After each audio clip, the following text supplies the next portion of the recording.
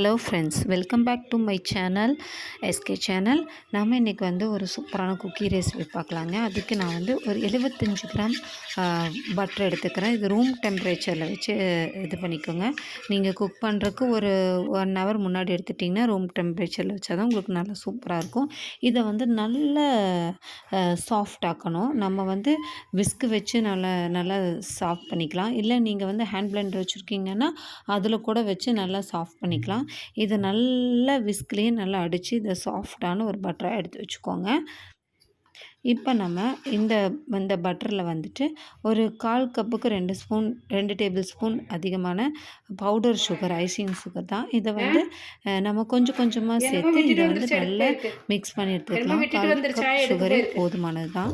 இதை நல்லா மிக்ஸ் பண்ணி எடுத்துக்கோங்க. அப்போ தான் உங்களுக்கு நல்லா க்ரீமியாக இருக்கும் உங்களோட அந்த பேட்டர். எடுத்துகிட்டு வரேன்னு போயிட்டு ஹேண்ட் பிளெண்டர் இருந்துச்சுன்னா நீங்கள் அதில் கூட பண்ணிக்கலாம். இது நான் கொஞ்சம் கொஞ்சமாக சேர்த்துட்டு இதை நல்ல ஒரு சாஃப்ட்டு பட்டர் க்ரீம் மாதிரி எடுத்துக்க போகிறேன்.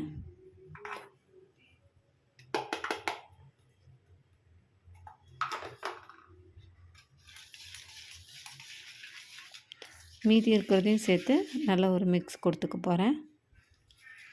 பாருங்கள் எவ்வளோ சாஃப்டாக இருக்குது. இது அப்படியே க்ரீமியாக இருக்குங்க. பார்க்குறக்கு அவ்வளோ நல்லா இருந்தது. உங்களுக்கு அதோடய ஸ்ட்ரக்சருமே அவ்வளோ சூப்பராக இருந்துச்சு பார்க்குறக்கு. இப்போ நான் இதை நல்லா மிக்ஸ் பண்ணி எடுத்துக்கிட்டேன். இப்போ நம்ம இதில் ஒரு 1/4 கப் ப்ரௌன் சுகர் ஆட் பண்ணிக்கலாம். இந்த ப்ரௌன் சுகர் எதுக்கு ஆட் பண்ணுறோன்னா உங்களுக்கு ஒரு கலர் நல்லா கொடுக்கும். இப்போ நம்மளோட கரெக்டான அந்த கலர் சேஞ்ச் ஆயிடுச்சு. நம்ம பட்டரும் சுகரும் போட்டு மிக்ஸ் பண்ணது. இப்போ கொஞ்சமாக நம்ம ப்ரௌன் சுகர், அதாவது 1/4 கப் ப்ரௌன் சுகர் எடுத்து அதையும் நல்லா மிக்ஸ் பண்ணி பீட் பண்ணி எடுத்துக்கோங்க. நம்ம குக்கி செய்கிறதுல இது ஒன்று தான் ஒரு 5லேருந்து 7 நிமிஷம் ஆகுமே தவிர மற்றதெல்லாம் சல்லுன்னு வேலையாயிருங்க. இது நல்லா கரைச்சி எடுத்துக்கணும் இந்த பட்டர்லேயே. ஏன்னா நம்மளோட அந்த கரும்பு சர்க்கரையில் கொஞ்சம் பொடியாக நிற்கும் இல்லையா, அதெல்லாம் நல்லா கரையிற அளவுக்கு இதை நல்லா மிக்ஸ் பண்ணி எடுத்துக்கோங்க. உங்களால் எவ்வளோ முடியுமோ அவ்வளோ மிக்ஸ் பண்ணி எடுத்துக்கோங்க. பாருங்கள் எவ்வளோ சூப்பராக இருந்துச்சுன்னு தெரியுங்களா. அது பார்க்குறக்கே அவ்வளோ நல்லா இருந்தது. உங்களுக்கு கேமராவில் எப்படி தெரியுதுன்னு தெரியல, அவ்வளோ ஒரு ஷைனாக இருந்துச்சு அந்த இது. இப்போ இது நம்ம ஒரு வாரம் இருக்கட்டும். இப்போ இன்னொரு பவுல் எடுத்துக்கோங்க. இதில் நான் ஓரியோ பிஸ்கெட் எடுத்திருக்கேன். நம்ம நார்மலாக கடையில் கிடைக்கிற ஓரியோ பிஸ்கெட் தான். இதில் வெண்ணிலா க்ரீம் இருக்கிற பிஸ்கெட்டு, ஒயிட் க்ரீம் இருக்கு இல்லையா, அதுதான். இதில் ஒரு 10 பிஸ்கெட் எடுத்துக்கிறேன் நான். உங்களுக்கு நிறையா பிஸ்கெட்ஸ் அந்த குக்கியில் நிறையா அந்த ஓரியோ பிஸ்கெட் தட்டுப்படணுன்னா நீங்கள் இந்த ஒரு பேக் ஃபுல்லாகவே சேர்த்துக்கலாம். நான் ஒரு 2 பிஸ்கெட் 3 பிஸ்கெட் தவிர்த்துட்டு மீதியை சேர்த்துக்கிட்டேன். இதை நல்லா க்ரஷ் பண்ணி எடுத்துக்கலாம். நம்ம கையிலையே க்ரஷ் பண்ணி எடுத்துக்கலாம். நாம் மிக்சர் ஜாரில் போட்டோன்னா ரொம்ப பொடியாயிரும். உங்களுக்கு வேணால் பிளெண்டர் இருந்துச்சுன்னா கூட நீங்கள் பிளெண்ட் பண்ணிக்கலாம். இப்போ நான் இந்த மாதிரி க்ரஷ் பண்ணி எடுத்துக்க போகிறேன் கையில். அப்போ தான் அங்கங்கே கடிப்படும் போது அது பார்க்குறதுக்கும் உங்களுக்கு ஒரு க்யூட்டான ஸ்ட்ரக்சர் கிடைக்கும். இப்போ நான் இது எல்லாத்தையுமே கட் பண்ணி எடுத்துக்க போகிறேன். அந்த க்ரீமோடயே இருக்கட்டும், க்ரீம் நம்ம எடுத்துக்க வேண்டாம், அதுலேயே இருக்கட்டும் க்ரீமு, ஒன்றும் பிரச்சனை இல்லை. இப்போ இதை நல்லா எடுத்து இதை தனியாக ஒரு ஓரமாக வச்சுக்க போகிறேன். இப்போ நம்ம டைரி மில்க் சாக்லேட் தான் எடுத்திருக்கேன். நீங்கள் உங்களுக்கு டார்க் சாக்லேட் எதாவது கிடச்சின்னா கூட நீங்கள் அதுவும் எடுத்துக்கலாம். என்கிட்ட டைரி மில்க் சாக்லேட் தான் இருந்துச்சு சொல்ல, அதையவே எடுத்துக்கிட்டேன். இதை நல்லா கட் பண்ணிக்க போகிறோம். சின்ன பீஸாக கட் பண்ணிக்கோங்க. அப்போ தான் உங்களுக்கு உள்ளே வைக்கிறதுக்கு கரெக்டாக இருக்கும். இப்போ சாக்லேட்ஸை நம்ம நல்லா கட் பண்ணி இதையும் ஒரு தனியாக எடுத்து வச்சுக்கலாம். இதையும் இந்த மாதிரி தனியாக கட் பண்ணி எடுத்து வச்சுக்கோங்க. இப்போ நம்ம மிக்ஸ் பண்ணி வச்சுருக்கிற அந்த பேட்டர் இருக்கு இல்லைங்களா, அதில் 1 கப் மைதாவை கொஞ்சம் கொஞ்சமாக சேர்த்து மிக்ஸ் பண்ணிக்கோங்க.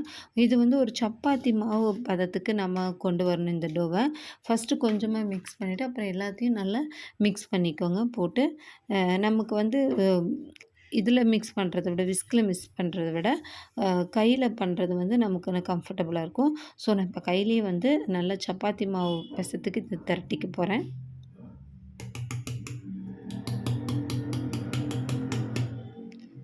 ஒரு சாஃப்ட் டோ இருக்கு இல்லையா? அந்த மாரி பண்ணிக்கணும். இத நல்லா கையில பட்டரோட இந்த மைதா மாவு நல்லா மிக்ஸ் ஆகுற அளவுக்கு இத மிக்ஸ் பண்ணி விட்டுக்கோங்க. இதில வந்து நம்ம 1 டீஸ்பூன் வந்து பேக்கிங் பவுடர் சேர்த்துக்க போறோம். பேக்கிங் பவுடர் 1 டீஸ்பூன் சேர்த்து இதையும் நல்லா மிக்ஸ் பண்ணிக்கலாம்.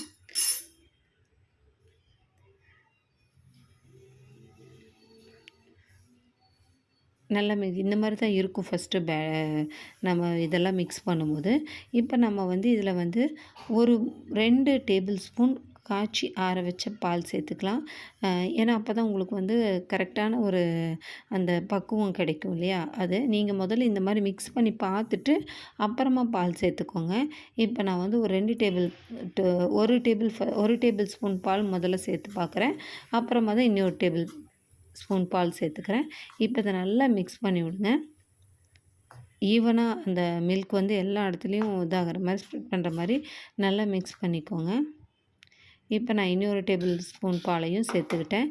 இப்போ இத நம்ம வந்து மீண்டும் கையிலேயே நல்லா இத மிக்ஸ் பண்ணி எடுத்துக்கலாம். அப்போ தான் உங்களுக்கு வந்து கரெக்டான ஒரு பேட்டர் கரெக்டா கிடைக்கும். இந்த டோ வந்து கரெக்டா கிடைக்கும்.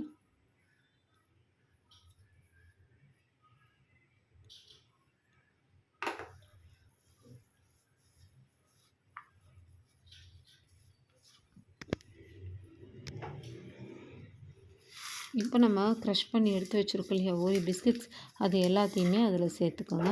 சேர்த்துட்டு நல்லா அதையும் சேர்த்தி மிக்ஸ் பண்ணிக்கோங்க. அப்போ தான் உங்களுக்கு வந்து மாவு ஃபுல்லாக அந்த ஓரியோ பிஸ்கட் வந்து கலந்துருக்கும். இப்போ இதை நல்லா மிக்ஸ் பண்ணி ஃபுல்லாக எல்லாமே கம்பைன் ஆகிற அளவுக்கு இதை மிக்ஸ் பண்ணி எடுத்து வச்சுக்கோங்க.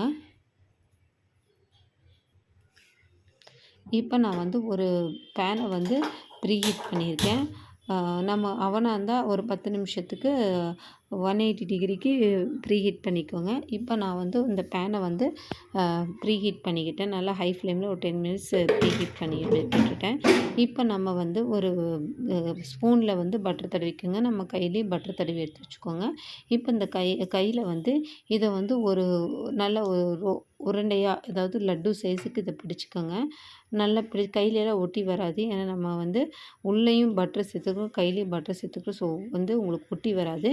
இப்போ நம்ம இந்த சாக்லேட் பீசஸ் இருக்கு இல்லையா? அதை வந்து நடுவில் வந்து இதை ஹைட் பண்ணிவிட்டு மற்றது நல்லா க்ளோஸ் பண்ணி விட்டுருங்க, வெளியே வராத அளவுக்கு. இப்போ நீங்கள் சாக்லேட் சிப்ஸ் யூஸ் பண்ணுறீங்கன்னா இது கூடயே அப்படியே போட்டு மிக்ஸ் பண்ணி கூட செஞ்சுக்கலாம். அதுவுமே நல்லாயிருக்கும். நான் வந்து இந்த மாதிரி நான் சென்டரில் வச்சு இதை எடுத்துக்கிறேன். இப்போ ஒரு நம்ம வீட்டில் நார்மலாக யூஸ் பண்ணுற ஒரு தட்டில் வந்து பார்ச்மெண்ட் பேப்பர் வச்சு பட்டர் அப்ளை பண்ணி வச்சுருக்கேன். இப்போ அதைத்தான் நான் வந்து பேக்கிங் ட்ரேவாக யூஸ் பண்ண போகிறேன். இப்போ நான் அதே மாதிரியே நான் வந்து அதில் எவ்வளோ என்னால் முடியுமோ அந்த அளவுக்கு பிஸ்கட்ஸை, அதாவது குக்கீஸை வச்சுக்க போகிறேன். எனக்கு அதில் வந்து 4 குக்கி தான் வைக்க முடியும். அதனால் நான் 4 ஃபஸ்ட்டு பண்ணிக்கிறேன். உங்களுக்கு எவ்வளோ முடியுதோ அவ்வளோ பண்ணிக்கோங்க. இதில் எனக்கு வந்து இந்த 1 கப் மைதாக்கு எல்லாம் சேர்த்து 15 குக்கி கிடச்சிது. நீங்கள் இன்னும் சின்ன ஸ்மால் சைஸ் பண்ணிங்கன்னா ஒரு 20 சம்திங் கிடைக்கிறதுக்கு வாய்ப்பு இருக்குது. நான் நல்லா பெருசா பேக்கரியில் கிடைக்கிற மாதிரி பண்ணியிருக்கேன். ஸோ நீங்கள் எப்படி உங்களுக்கு விருப்பமோ அந்த மாதிரி ட்ரை பண்ணிக்கோங்க. இப்போ நான் இதை எல்லாத்தையுமே இந்த மாதிரி உருண்டை பிடிச்சிட்டு குக்கீஸுக்கு நடுவில் வந்து சாக்லேட் வச்சு பேக் பண்ணுறதுக்கு ரெடி பண்ணிக்கிட்டேன்.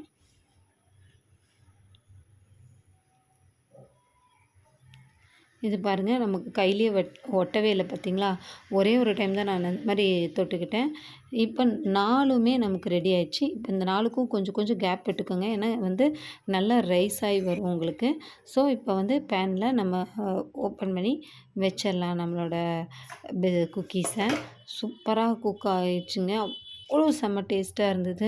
நீங்கள் கண்டிப்பாக ட்ரை பண்ணி பார்க்கணும். நானும் வருமோ வராதோன்னு சொல்லி தான் ஃபஸ்ட்டு ட்ரை பண்ணி பார்த்தேன். பட்டு அமேசிங்காக இருந்தது. அதோட பேக்கிங் பார்க்குறதுக்கு அவ்வளோ சூப்பராக இருந்துச்சு. இப்போ நான் வந்து ஒரு 20 மினிட்ஸ் தாங்க இதோட பேக்கிங் டைமு. அப்படி இல்லைன்னா ஒரு 25 மினிட்ஸ்க்குள்ள ஆகும். எனக்கு 20 மினிட்ஸ்லேயே செம்ம அழகா சூப்பராக பேக் ஆயிருந்தது. இங்கே பாருங்கள் எவ்வளோ அழகா கிராக் விட்டுருக்கு. என்னடா கிராக்காக இருக்குன்னு பார்க்காதீங்க. அந்த கிராக் தான் நமக்கு வந்து குக்கி வந்து செமையாக வந்திருக்குங்கிறதுக்கு. ஃபஸ்ட்டு இது சாஃப்டாக தான் இருக்கும். நம்ம வெளியே எடுத்து வச்சு கொஞ்சம் நேரம் ஆற விட்ட பிறகு தான் உங்களுக்கு குக்கி கன்சிஸ்டன்சிக்கு வரும். நார்மலாக பிஸ்கெட் மாதிரி உங்களுக்கு குக்கி வந்து அப்படி ப்ரோக் ஆகாது, டக்குன்னு உடையாது. கொஞ்சம் ஓரளவுக்கு சாஃப்டாக தான் இருக்கும். இங்கே பாருங்களேன் எவ்வளோ அழகா பேக் சைடெலாம் பாருங்கள். அப்படியே நம்ம பேக்கரி ஸ்டைல் குக்கி மாதிரியே சூப்பராக வீட்லேயே அழகாக குழந்தைங்களுக்காக நம்ம பண்ணி எடுத்துடலாம். கண்டிப்பாக நீங்கள் இதை ட்ரை பண்ணணும். நான் நெக்ஸ்ட் பேட்சும் வச்சுருக்கேன். எனக்கு 4 நாளாக தான் வைக்க முடிஞ்சது. ஸோ இன்னொரு பிளேட்டில் அதை தனியாக ஒரு பக்கம் போட்டுட்டேன். இங்கே பாருங்கள் பேக் சைட் பாருங்கள் அவ்வளோ சூப்பராக வந்திருக்கு. இது வந்து ஒட்டி பிடிக்கவெல்லாம் செய்யாது, அழகாக சூப்பராக வெளியே வந்துடும். நீங்கள் கண்டிப்பாக இதை ட்ரை பண்ணி பார்க்கணும் கைஸ். கண்டிப்பாக ட்ரை பண்ணி பார்த்துட்டு எப்படி இருக்குன்னு கமெண்ட்டில் சொல்லணும். நான் இன்னொரு பேட்ச் வச்சுருக்கேன்னு சொன்னாலே அதுவும் இன்னொரு பிளேட்டில் வச்சுருக்கேன் பாருங்கள். அதுவுமே அவ்வளோ சூப்பராக ரெடி ஆயிடுச்சு. கண்டிப்பாக ட்ரை பண்ணி பார்க்கணும். உங்களுக்கு நான் இதை வந்து ஆறின பிறகு காமிக்கிறேன். இங்கே பாருங்கள் எவ்வளோ சூப்பரான குக்கி. நம்ம வீட்டிலையே அப்படி பேக்கரி ஸ்டைல் குக்கீஸை நம்ம வீட்டிலையே கொண்டு வந்துடலாம். அவன் தேவையில்லை, எதுவுமே இல்லாமல் ஒரு சூப்பர் குக்கி. பாருங்கள் எவ்வளோ சூப்பராக இருக்குது பாருங்கள். உள்ளே அந்த ஓரியோ பிஸ்கெட்டு, அப்புறம் நம்ம வச்ச சாக்லேட்ஸு எல்லாம் போய் செம்மையாக இருக்குது. கண்டிப்பாக ட்ரை பண்ணி பார்க்கணும். ட்ரை பண்ணி பார்த்துட்டு எப்படி இருக்குன்னு கமெண்ட்டில் சொல்லுங்கள். என்னோடய வீடியோஸ் கொஞ்சம் டிலே ஆனதுக்கு ஐ எம் சாரி. இனி கண்டிப்பாக கண்டினியூவாக வீடியோ போடுறேன். தேங்க்யூ.